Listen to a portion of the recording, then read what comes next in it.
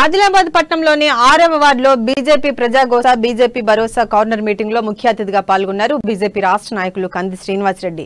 BRS party ప్రజలను మభ్యపెట్టి అధికారంలోకి వచ్చిందని, వచ్చాక అన్ని హామీలు విస్మరించిందని విమర్శించారు. డబుల్ బెడ్రూమ్స్, పింఛన్లు, రేషన్ కార్డులు, లోన్లు వంటివి ఇవ్వలేకపోయిందన్నారు. ఆదిలాబాద్ నియోజకవర్గ ప్రజలు కనీస మౌలిక సదుపాయాలు లేక ఇబ్బందులు పడుతున్నారని, ప్రజల కష్టాలను జోగురామన్న పట్టించుకోవటం లేదని ఆరోపించారు. जय बोलो हनुमान की जय श्री राम। ఒక నంబర్ చెప్తాను, దానికి డైల్ చేయండి. వచ్చేది రామరాజ్యం భారతీయ జనతా పార్టీది.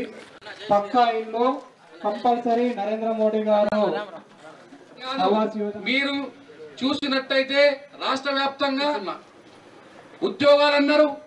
3 ఎకరాలు కొన్ని వందల కోట్లు మన ఆదిలాబాద్ నుంచి పోయినాయి. కానీ కేఆర్కే కాలనీ అంటే ఏంది? కేఆర్కే ఆ ధన్యజీవిని మనం గుర్తుపెట్టుకుంటే ఏమంటారు కదా, అంటే కాళ్ళు గడిగి నెత్తి మీద నీళ్లు పోసుకుంటే పుణ్యం వస్తుంది. కస్తాల రామకృష్ణ కాలనీ తన సొంత భూమిని 150 ఎకరాలకి పైగా సొంత భూమిని పేదోళ్ల కోసం దానం చేసినటువంటి ఉన్నూరు కాపు కులంలో పుట్టి ఒక గొప్ప మహానుభావుడు కస్తాల రామకృష్ణ.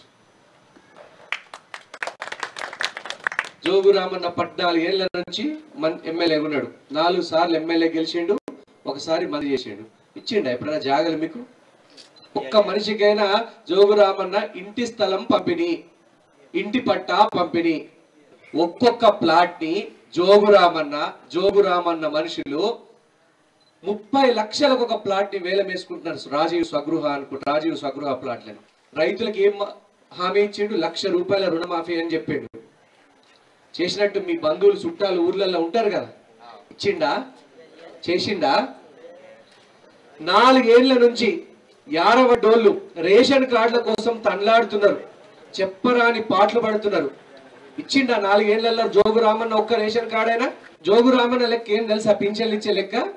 చచ్చిపోయిన వాళ్ళు ఎంతమంది ఉంటే అంతమందికే కొత్త పింఛన్లు ఇస్తాడు. అది కూడా 4 ఏళ్లు వెయిట్ చేపించి ఇచ్చిండా? 2000 పోనీ అదన్నా సరిగ్గా ఇస్తే మంచిగా ఉండు కదా.